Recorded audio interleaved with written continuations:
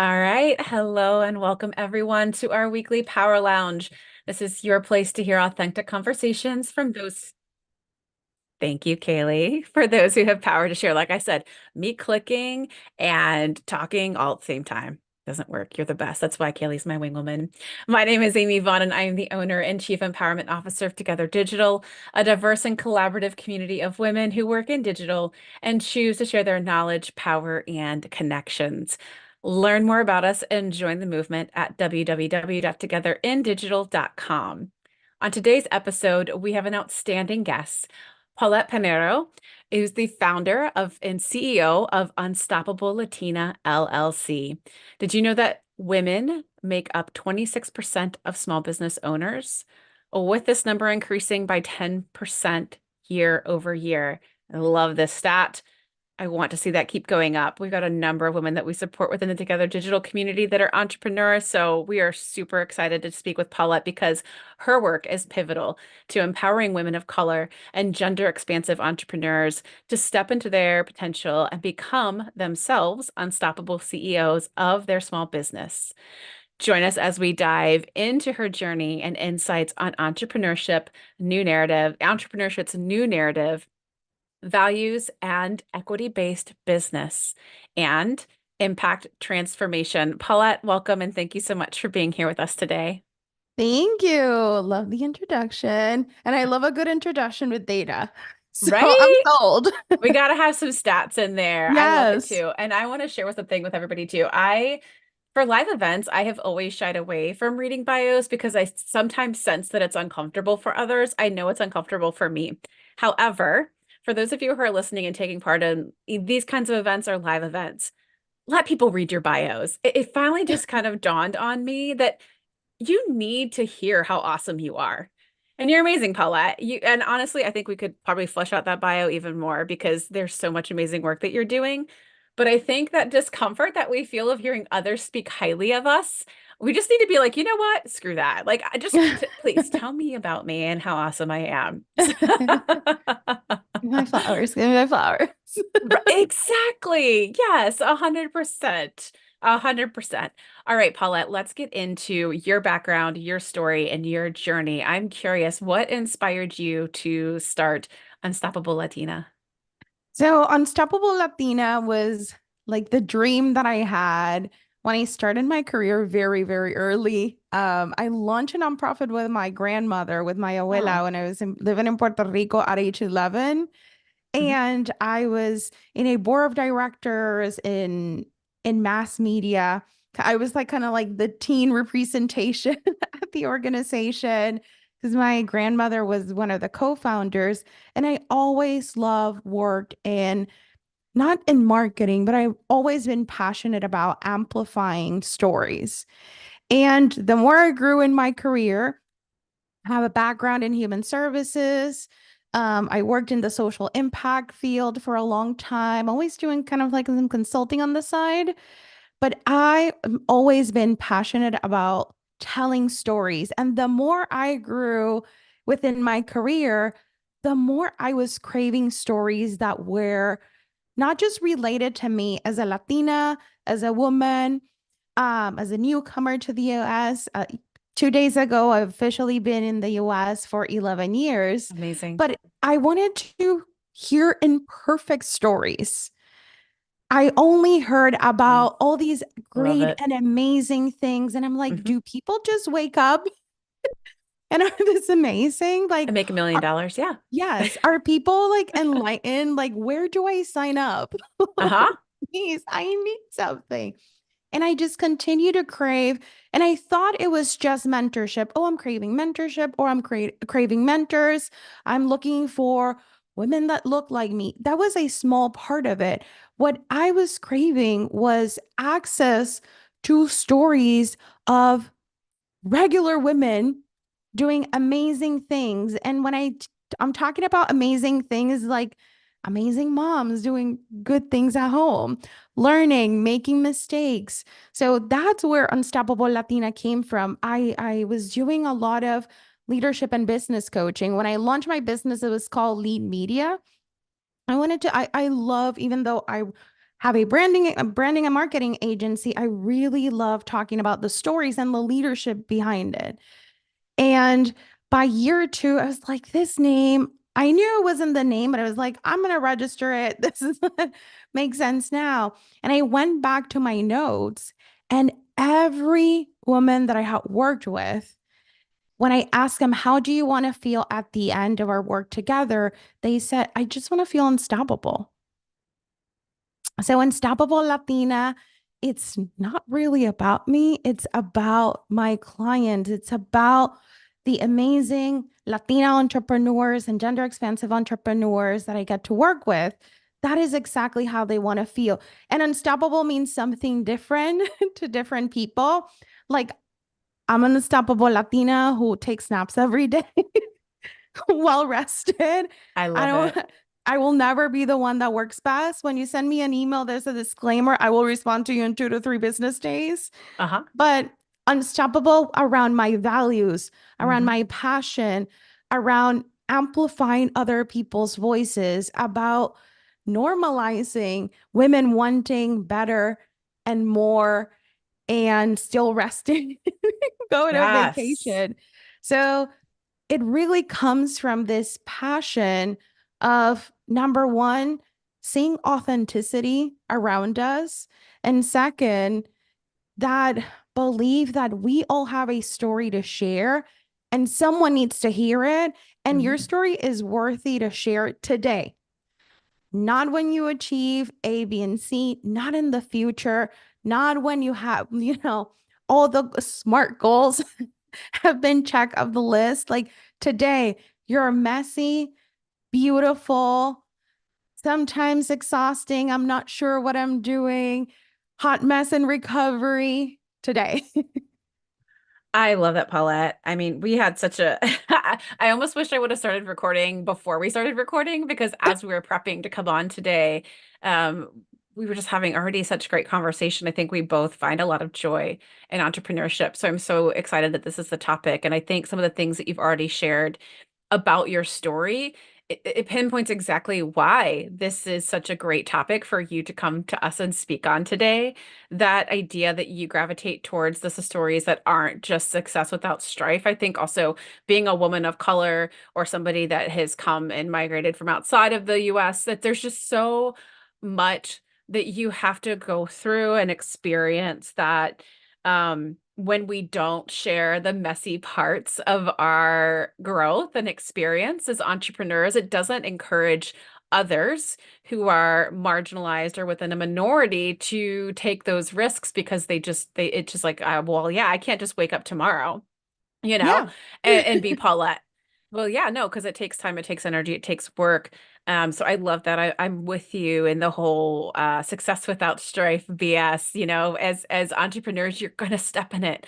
You're gonna mess up, you're gonna fail, you're gonna make mistakes, but that's the only way you can learn and grow. I also wanted to remark on our earlier conversation because I think what you just said kind of speaks to our earlier conversation of your name for your company initially. I'm saying this because I think it's important for those women who are listening right now that are in the early stages of their entrepreneurial journey, is that we kind of tend to want to conform, right? Like you're like a Yes. lead. Yes, clients want leads, so lead must be in my name, right? And then over time, you kind of learned how to not just shift, but kind of own more authentically what differentiates you when it comes to working with your clients with Unstoppable Latina. And that's why again, I love it. And I love that you're like, I nap.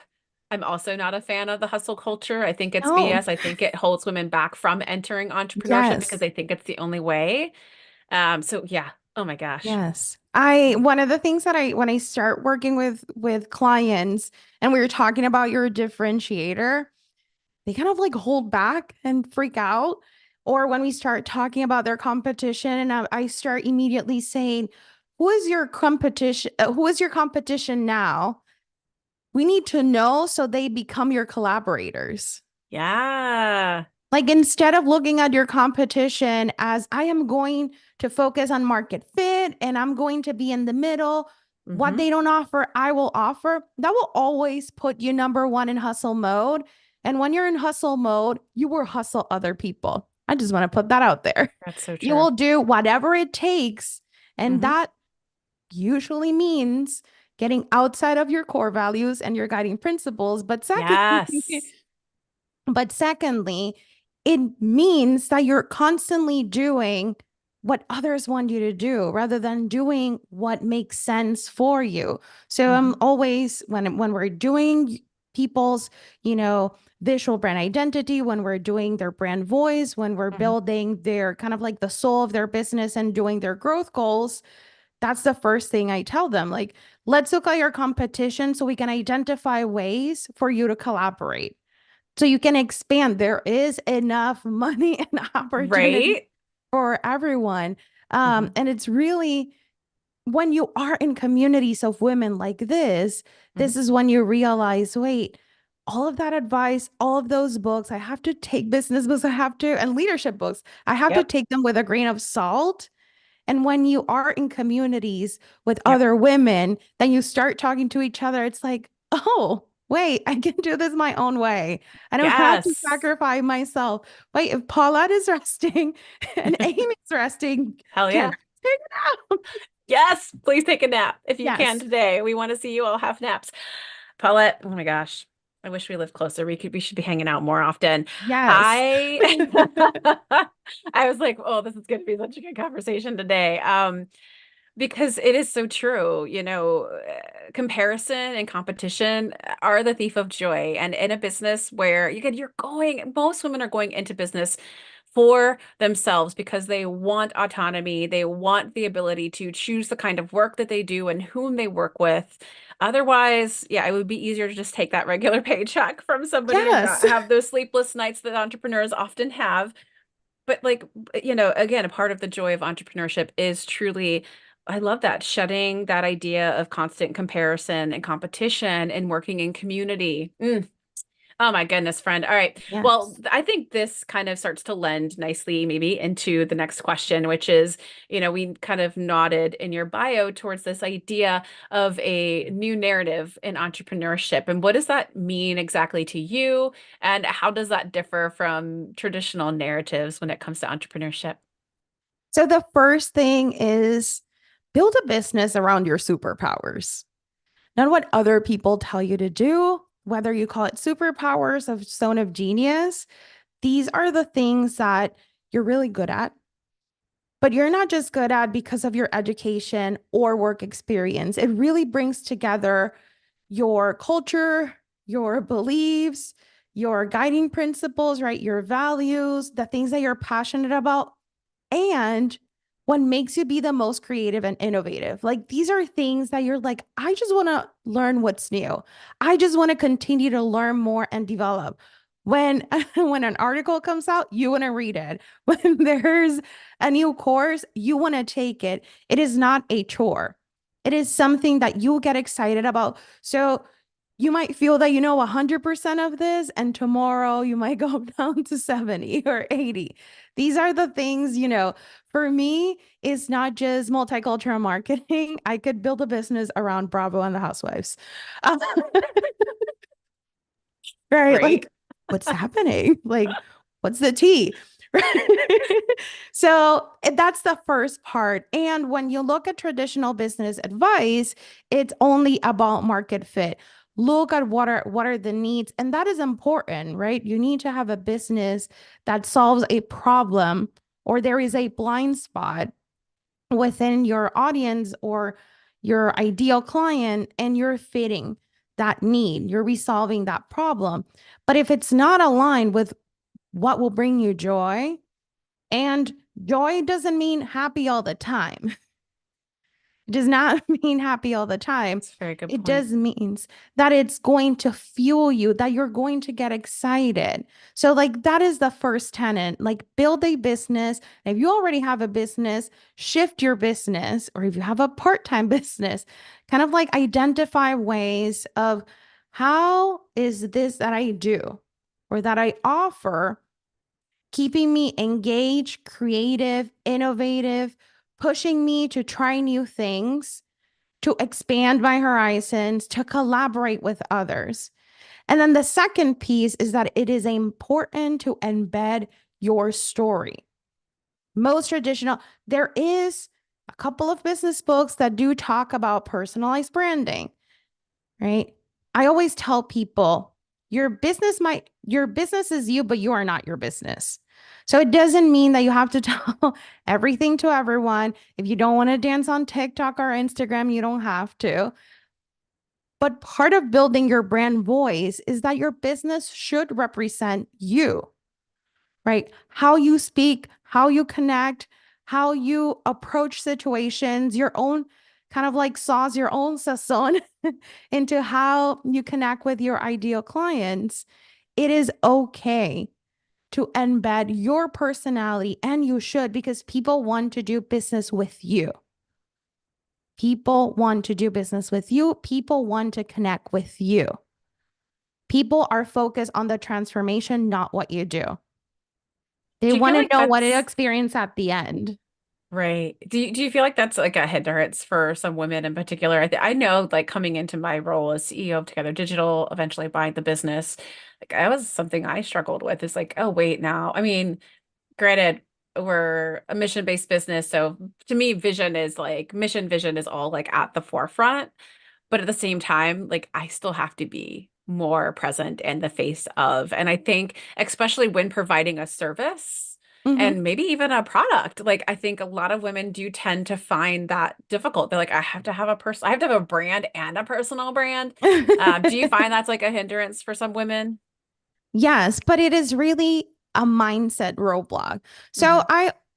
as someone who has a background in diversity, equity, and inclusion and injustice work, yes, we always have to acknowledge the systemic challenges that as women and women of color, right, we experience. I'm not saying, we can mindset and manifest it all without addressing those. We do. But the Right. biggest roadblocks after that, right, number Hmm. two, it's always our mindset. And when I talk about our mindset, is the stories that we tell ourselves. Hmm. The story, repeat that. The stories that we tell ourselves, right? I can do it. I shouldn't do it. Is this going to be embarrassing? Everyone's going to make fun of me. Hmm. Nobody cares about what I have to say, just my Yeah. execution. We put so much value into our product or service and our execute. We do it at work, right? Hmm. We equate our value to what's in that resume. Hmm. When if you look at that resume, even with the best bullet points, and I used to be a resume writer, even with the best bullet points, that really doesn't reflect the value that you provide people. When Yeah. I talk about value, I'm talking about after you work with someone, what was their experience? What did they Hmm. gain?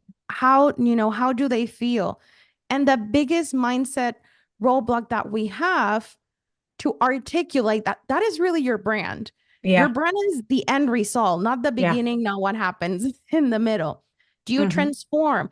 Do you guide? Do you empower? Yep. Who and how? That is your brand. That's how you write Yep. your kind of like your one sentence pitch. Um, we are so focused on our output, plus these stories that we tell ourselves. Hmm. And most of the times, like we're our biggest enemy that it we then build businesses or we build our careers around the output. Every there's thousands of people with the Such a same good output, point. thousands of people, millions of people that can provide the same output. But the way that you do it, like I was saying with your superpowers, with your zone of genius, that Uh-huh. brings your expertise, your experience, your passion, your values, your education, your culture, your family, your community, right? Like Yeah. all those things that make you you, that Hmm. special sauce, that is what people care about. And that is what is a professional, like a professional or personal brand. And we Hmm. feel like it's like this external thing that Right. only It doesn't men come from the apparently, inside. yeah, that only men apparently can figure it out when Hmm.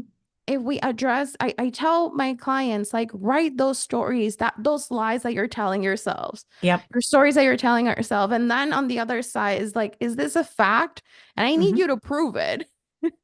Yep. Or is this an opinion? And and for both of them, what if it went right? What would it happen? Hmm. Right. And usually there's zero facts other than, Right.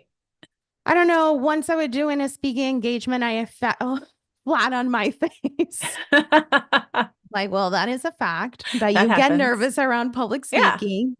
But then let's look for evidence. Like, when have you done speaking? Doesn't have to be professionally, that you Yeah. kind of like figure it out or Hmm. didn't fall flat on your Yeah. face. Or maybe you want to wear sneakers and Right. and not Wardrobe is heels. so important when public Yeah. speaking. I'm not gonna lie. We could do a whole Yes. conversation on that. But really addressing those mindset roadblocks that Hmm. these are lies that we tell ourselves. And I have ADHD. I do this Hmm. like 20 by the second. Yep. I feel you. Um, but we have to name them, acknowledge Hmm. them, and address them, and then go back to, our superpower, like that thing that we're passionate about. And building a brand is really about messaging. It's Hmm. about sharing our story, parts of our story, our opinions, our points of views, collaborating with others, not that have similar opinions, Hmm. but that align with the transformation that we want folks to experience when they work with us. And then just sharing it. And Hmm. your visual brand is a small piece of what your professional or your personal brand is. So I tell people, like, just start sharing. Find a Hmm. place where you feel comfortable. Yeah. Doesn't have to be digital. Yeah. Maybe it's in a community, maybe it's Yeah. in a meeting, maybe it's a presentation at work, and Hmm. start sharing from your point of view, Yeah. knowing that you will have your own sauce, Hmm. and you will build your confidence around it too. Yeah, practicing that voice is so important. And I do agree, safe spaces are a good place to start. I know like a lot of our entrepreneurs, solopreneurs within Together Digital meet once a month as a peer group and as a mastermind and just kind of practice that with each other, kind of talking about who they are, what they do, why they do it, what they do well, because it takes time to refine. But as you were speaking, Paulette, it made me reflect on my own title, right? It's CEO. Initially, when I was kind of came into Together Digital, it was Chief Executive Officer. As soon as I bought the business, that was one of the first things I did was change my title because I wasn't interested. I'm not in this for the executive title. Like I am in this because I want to help to empower every single woman that walks through our in-person or virtual door. And so for me, it still spells CEO if that matters to some people, but really to what matters to me is the empowerment. And I remember some people kind of questioning my decision to change the title. They're like, "Oh, I mean, if you deserve that title. You've earned that title." And I'm like, "I'm not disagreeing, right? But it doesn't, like you said, it doesn't explain my desired outcome or the output of the work that I am doing. I'm not executiving all the time or whatever the Yes, verb of not being an executive executive all the is, time. right? I'm empowering everyone as much as I can when and where I can.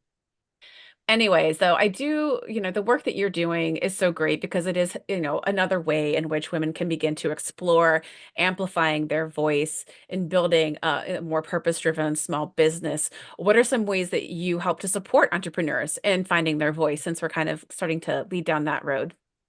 So the first thing is building the strategy, right? There's three responsibilities of every leader, whether you're in business or professionally. Number one, a great leader sets a vision, an inspiring vision. Number two, they create the roadmap to achieve the vision. And number three, they inspire others to work with them towards that vision. So as entrepreneurs, but even as professionals, we have an inspiring vision. When we join a company is because we connect with the vision and the mission of the company. When we build a business, whether it's only you running it from your closet or having a large business with employees, we all have this inspire kind of like these guiding principles, our vision, mission, and values and core values. What we usually lack, it is a roadmap to achieve the vision. And I'm not saying you shouldn't lead with your intuition, but That's the first step, right? We help them create the growth strategy for their business. What is going to happen in the next 2 to 3 years? Because before we build a marketing strategy, before we rebrand their company and expand their digital footprint, we need to understand what are the steps that we have to take? What are we going to prioritize in the next 2 to 3 years to get closer to that vision? And it gets sad sometimes because I get a lot of folks that, but I just paid for a rebrand or a website. Hmm. Oh my God. And the first step that we do, it's build that strategy. We do a brand audit and build a strategy, the roadmap, kind of like the Hmm. soul of their business, so they can, and we build a roadmap for them to move forward. And I said, well, did you share your goals? Did you share your business plan? What information did you provide? Did Hmm. you give them a client profile? Yeah. No, I told them I like purple. And I'm like, that is great. Buy a purple dress, paint your house purple, Right. right? Your business, it's a combination of what you want, but also how to attract, become magnetic to the not just the client, but the opportunities that are right for you. So we always start with building that strategy. And if they do have it, revising it together to make Hmm. sure it still makes sense. Because it doesn't matter at what stage of our business we are, whether you have an idea, you started, or executing the idea, it's really easy to forget not our values, not our mission, not our vision. It's very easy to forget what we like about our business. Hmm. We know what we don't like. Right. We know I don't want to like work with these types of clients. I don't want to do this. But what do you want? Hmm. Right. So building the strategy then allows us, and doing those exercises then Hmm. allows us to build the business's proprietary framework. And Hmm. that really sets the tone for their services and for their pricing and their Yeah. client experience and operations. And then we can build a sales process, a marketing funnel, systems and automations, and kind of like wrapping up with their digital footprint, whether that is a rebrand for their company, Hmm. shifting their website from informational into a sales tool, or Hmm. building their marketing strategy. But we always start with that brand audit Yep. and building the strategy, because we will do, and I have people that have pushed back and I say, hey, we're not the right, like Yeah. Unstoppable It's a good Latina fit. is, it's not the right fit, because we know, and I know I am a neurodivergent person. I Hmm. have ADHD and I'm autistic. Hmm. If I don't have a roadmap to keep me focused, Yeah. and I'm like Get shiny messy. object syndrome, Right. uh, or I have a chronic illness when I have Hmm. very difficult days and I have to delegate Yep. everything. If I don't have a roadmap to move forward Hmm. of goals and Yep. objectives and initiatives that I created when I was in the right Yeah. mindset, Yeah. then it's very difficult, not just for me to achieve my goals, but for the people that work with me, for my Hmm. clients to see a future for themselves as part of this community. Yep.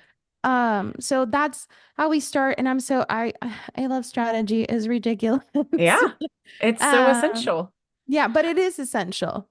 Like you said, it's this, I love that. It's the soul of your business. I really love that. I wrote that down. I think that's fantastic because I think one, it speaks to that desire to have something that feels unique, distinct, definable, but also, something that others might gravitate towards. I think what happens with a lot of women that start businesses that I've spoken to at least, is that they tend to start with a number of referral clients. And it's great, right? You've got Yeah. paying clients. Hallelujah. I don't need to do foundational work. Let's just go ahead and build this house, right?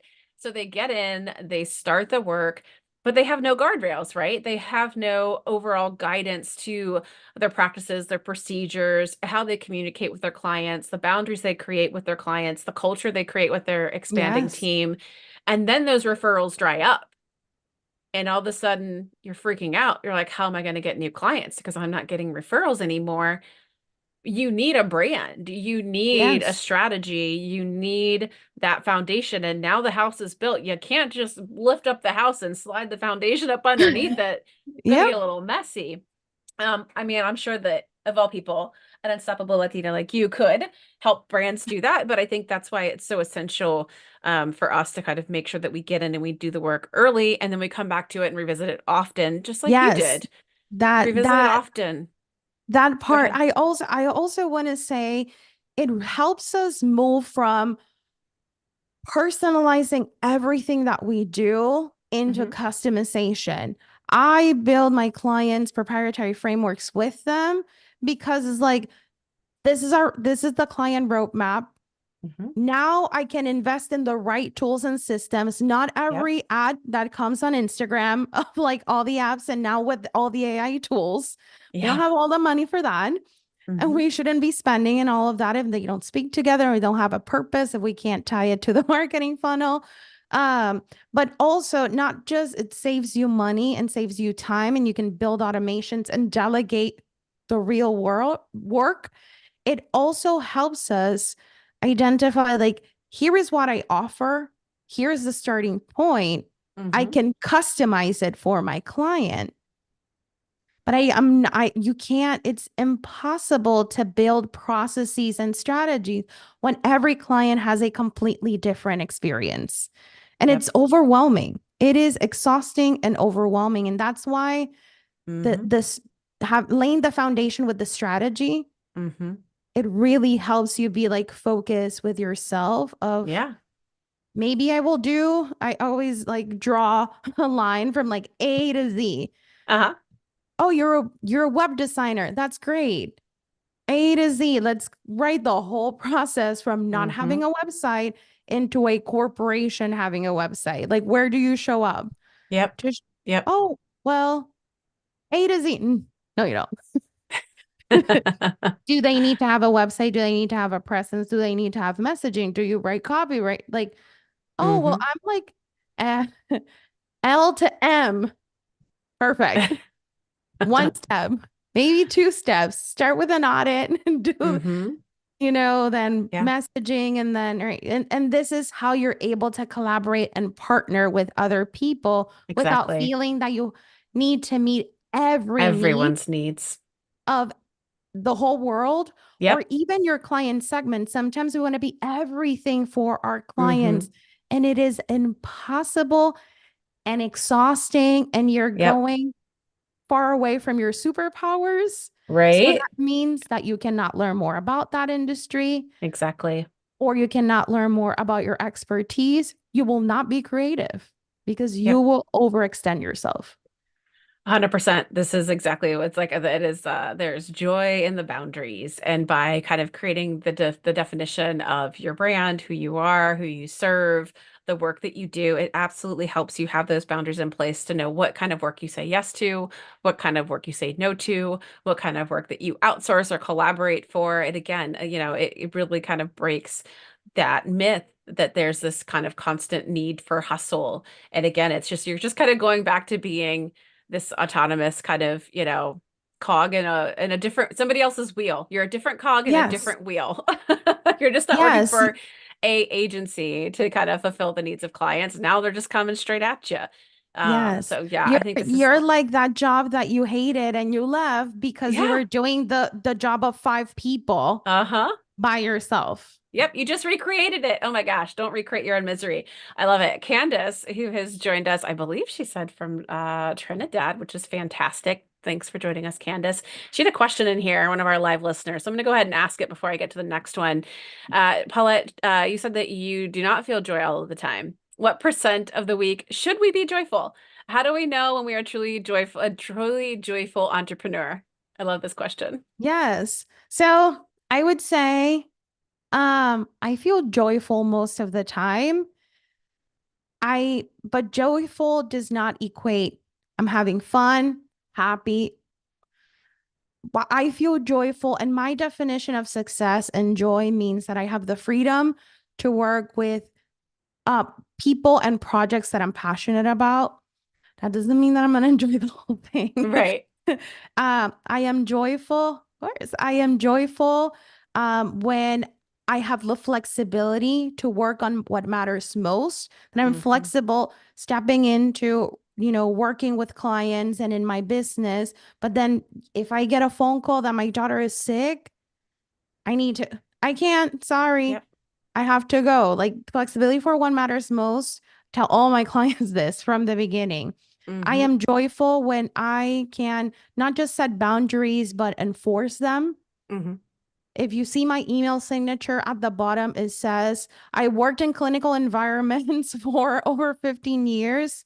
There is no sense of urgency in the work that I do. You will receive a response in the next 2 to 3 business days, I love right? it. Not just having boundaries, but enforcing those boundaries. I am joyful when I can collaborate with people like you, right? People that Yep. I admire, people that are doing amazing work, people that we not just talk about our differences, but really the intersectionalities that we experience and we can connect. All of those things make me joyful all the time. Hmm. Eating delicious food. My hammock is going out because here in Massachusetts it's Yes. getting See, this warm. is how I knew we were going to be friends. You're a hammock girl too. Oh my Yes. goodness. My husband's like, you want the hammock out? And I'm like, yes. Oh my gosh. It's Um, hammock season. right. None of that is fun all the time. None of Yeah. that is happiness all the time. But Hmm. I am joyful 90% of the day because I am doing things that keep me excited. I am doing things that are purposeful, and I am Hmm. doing things most of the time that are aligned with my definition of success. Hmm. And I think that's the perception of joy we equate it to happiness, but to me Yeah. joy is living a purpose-driven life, and that means that some things might be icky, some things will be difficult. I am in my wealth, education, and building. There's a lot of shame that comes into that, but I Hmm. know it's going to get me exactly where I want to get with the confidence and clarity that I've been seeking. That is joyful living. So I would say, look at your life and identify what are the things that are not getting you closer to what success means to you, and start identifying like how can you shift them a little bit so you Yeah. can live your definition of success knowing that Mm. that is embedding a life of joy that will have a lot of happiness, but it really helps us see kind of like the challenges that we face as opportunities for something better. Yep. So it really is like that building that mindset. But yes, there is this um and like how much is joy in entrepreneurship?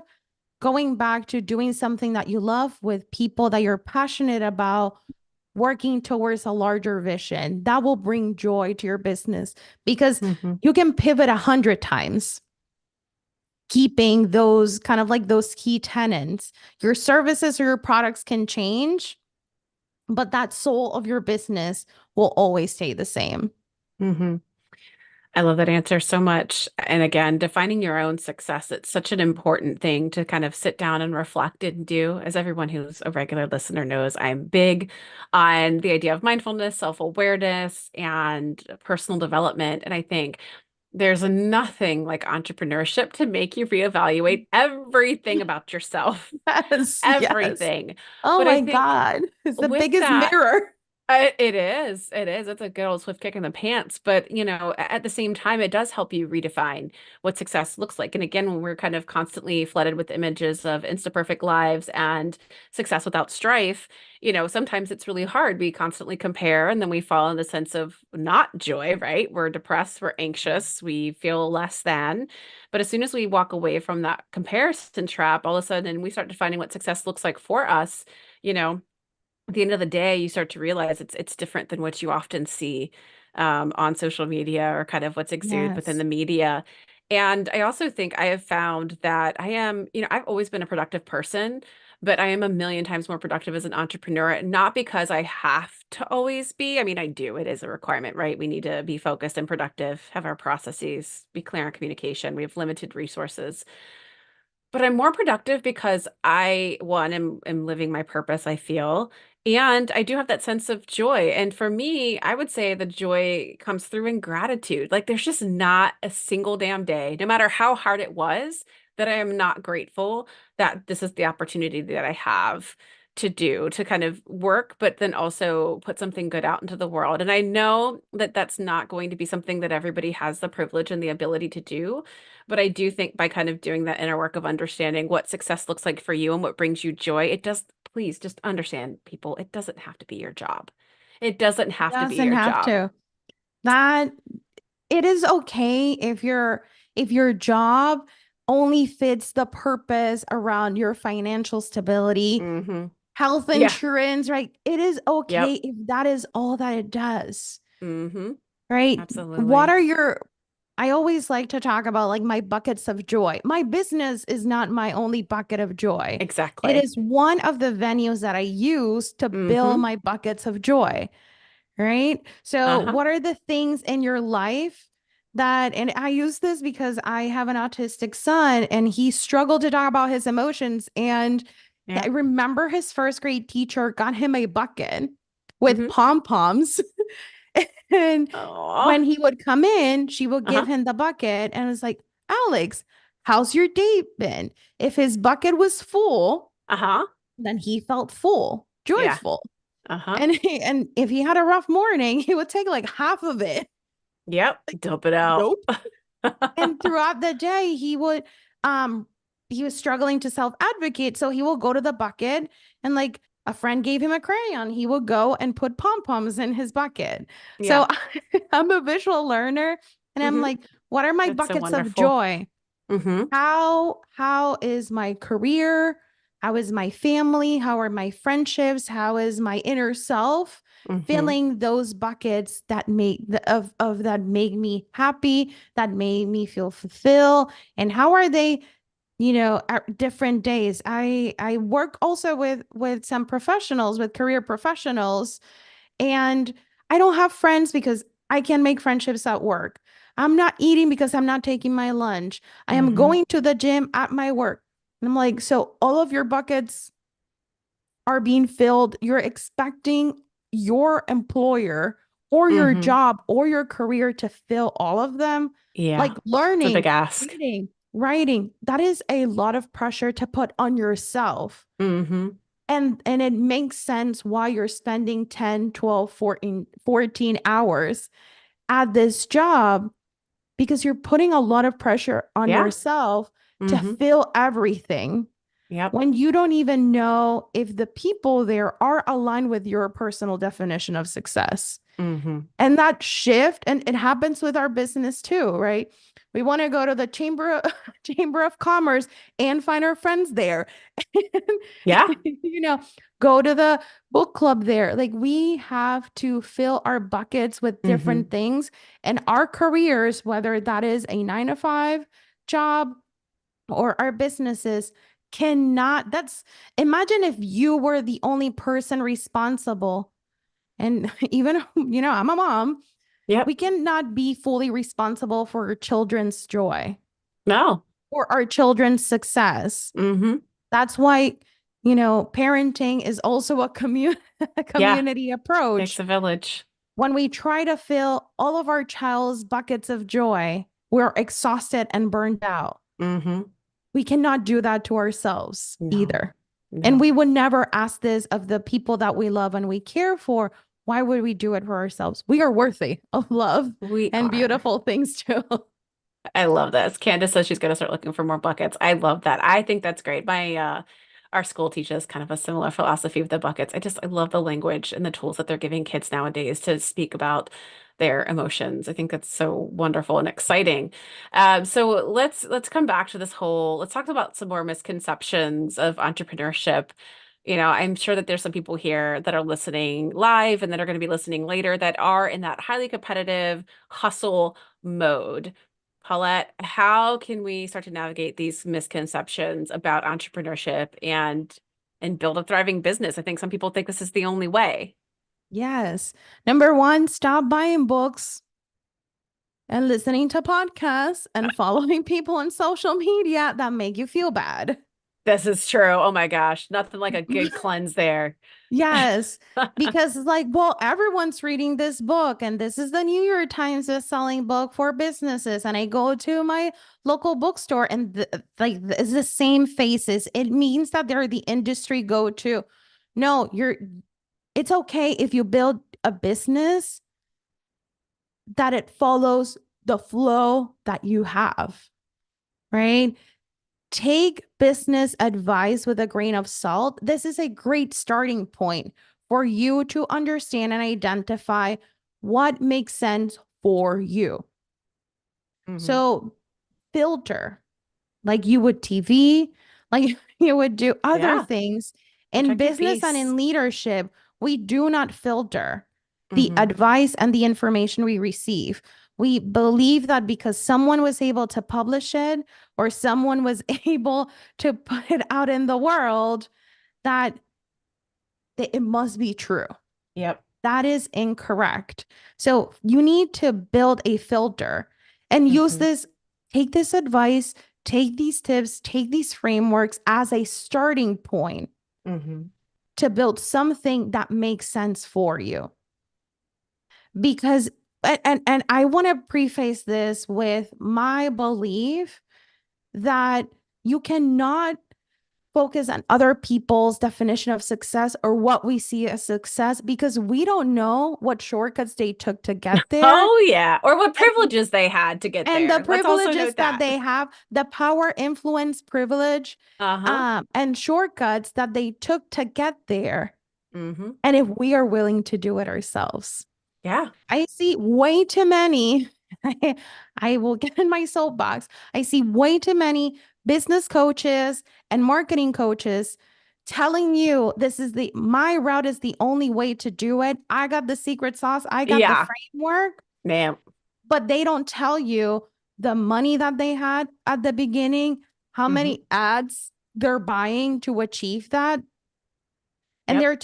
and then you feel guilty that, Yeah. wait, I didn't achieve it, but they achieve it. What am I lacking?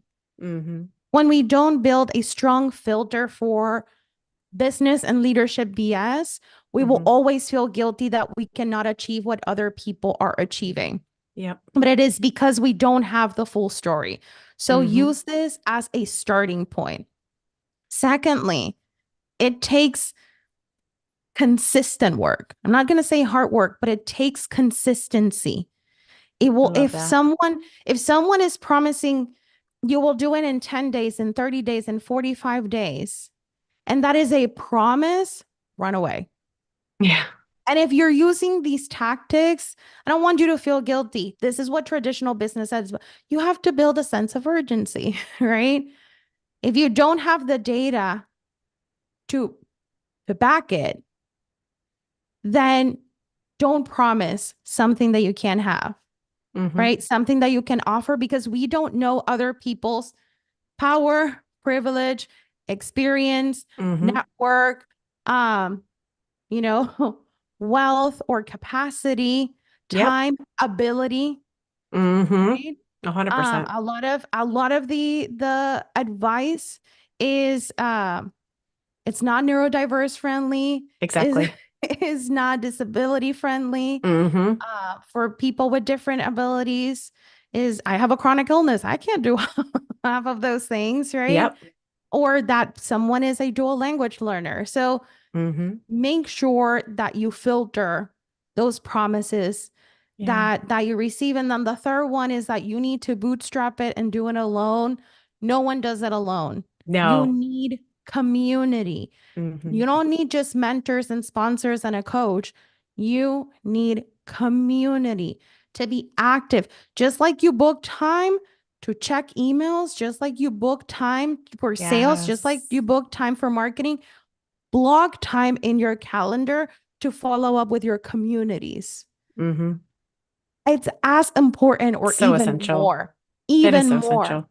Don't let anyone lie to you, telling Yeah. you that you can do it on your own. Hmm. You should be, we are communal beings, but We you are. should be building. yourself, your business, or your career and leadership in community. So 100%. promises, filter, delete, don't follow, don't buy if Right? it doesn't align with you or you're not ready to have that filter. Mm-hmm. And lead into your community, be active within your communities, Yep. follow up, Mm-hmm. be very clear. This is what I can share in this community. This is what I would like to receive. This is how I can show up. This is how other Yeah. people can show up for me. And Mm-hmm. then plan it. You have to plan it. We we will always find more work. I am a work procrastinator. I love it. I always love new I words. will find Procrastinator. work to not do Yeah. what I need to do. So that's why it's important. As Mm-hmm. important it is to do everything else in your business or your Yeah. career, being in community, Yep. plan it and do it intentionally. Yeah, I agree. I think one thing I learned really quickly, and maybe it stemmed, it likely also stemmed from becoming a CEO and a business operator, eventually owner in the middle of a pandemic. But nonetheless, I think even outside of that, the entrepreneurship can be lonely and isolating. I felt I was kind of lonely and isolated already as a creative leader within an agency, being one of the only female creative directors and a mom, then put me in working from home, Yep. 5 days, 4 days out of the week with a fully remote team after being in kind of open work environments for 15 years. It can be very isolating. And again, I have the awesome benefit of running a community that have additional entrepreneurial women within it. But I've also extended beyond that and kind of been meeting women who run completely different kinds of businesses because I Yes. have learned so much from them. And I've also learned the kinds of businesses that I would never want to run as You will well. learn a lot of what you don't want to. Exactly. But I really think that community is a form of self-care. And as leaders running our own businesses and companies and teams, that it's such an essential part of maintaining our physical and mental well-being. Perceived isolation, which is the same as, feeling like alone in a crowded room. So you don't have to Mm-hmm. be completely isolated to have this impact, but extended perceived isolation, the Surgeon General says it can be the same as smoking 15 cigarettes a day and can shorten your life by up to 15 years. So Wow. for everybody, for all my introverts, I love you. I understand you. I hear you. I'm an ambivert, so I see both sides. I'm also an Enneagram 9, which makes I'm an me, introvert. yeah, typically the older I get, the more I go towards that I.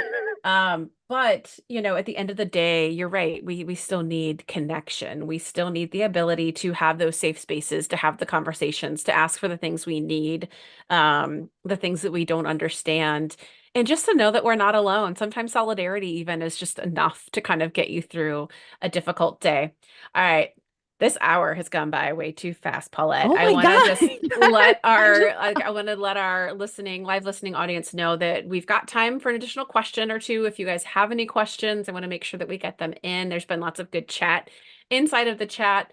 But as we kind of wait to see if there's any additional questions, and before we wrap up for the afternoon, I wanted to ask my last question, which was, what are some actionable steps aspiring entrepreneurs can do to take to align their business with their purpose?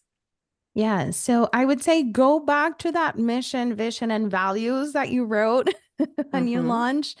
Start with your values. And if you haven't written your values, think of your values as the guiding principles of what you do in your business. Mm-hmm. If you were to measure the way that you approach the work or the experience that you want other people to have when they connect with your business, whether it's a service or a product, write a list of, up to 10. Let's start with 10. And then take a look at that and define them. Values as individual words do not make sense. Your values are not just for you, or they're not just for your website. They are guiding principles for yourself, for the people you work with, and for your clients. And then write a definition for each. When I do when we're doing the brand elevation experience for our clients, we use a synonym finder and they're like, community. Okay, I'm going to give you 5 more words. Tell me, look at a synonym finder. When you think community, are there other words that connect with you? Oh, I like collective. I like collaboration. And then define like what does that mean for you and your business, right? A lot of people say innovation. Well, that innovation can mean something different Yeah, to different people. Like absolutely. we foster new ideas. We allow everyone to talk about their ideas.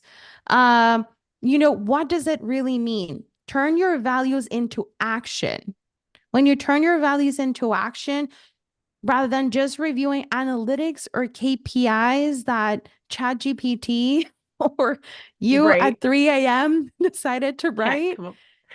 you can move and shift into measuring your impact within your business, right? Mhm. You will always have number goals, but just like I have revenue goals for my business, I have a goal of measuring how many of our clients went from feeling overwhelmed Mhm. and that at the end they tell me I finally feel like the CEO of my business. I I love finally that. feel like I can make decisions It's a great marker for of success. that. To me is success. Mhm. When we measure success, flexibility for what matters most, we measure success of how many of our clients said, I was finally able to disconnect and be present with my family. Mhm. That is a measure of success. So turning those core values, not just defining them, but turning them into actions that they are guiding principles for your services or your products. That way you can measure what really matters. And when you delegate or when you bring people in and you have employees or have consultants or freelancers, you can, and they know these guiding principles, you can measure their work into something that is tangible, Mm. not just numbers. I love it. That makes so much sense. I know we have one more question. I'm so sorry, but we are at time. Paulette, how can folks get a hold of you? So our live listeners, I feel like they're going to want to keep in touch. Where's the best places to follow you or connect with you?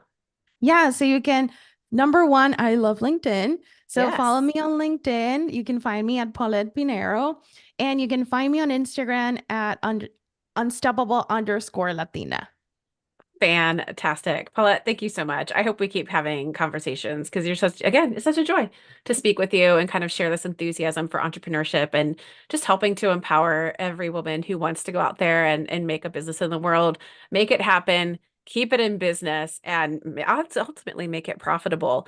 Yes. Next week, we are going to be on break. I will be in the mountains, far, far away from anything, phones and internet, Woo-hoo! with my kiddos for spring break. And then we'll be back the following week with Molly Rowland talking about creating branded podcasts. Molly is brilliant. She taught our masterclass in January earlier this year, so we had to bring her back for one of our podcast episodes so you all can just get a taste of her brilliance as well. But Paulette, thank you so much for all the work you're doing to Thank empower you. women and women of color specifically.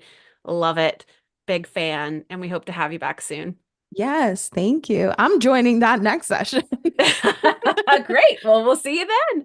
All right, everyone, have a fantastic Friday, and we'll see you next week. Until then, or the week after next. Till then, keep asking, keep giving, and keep on growing. Take care.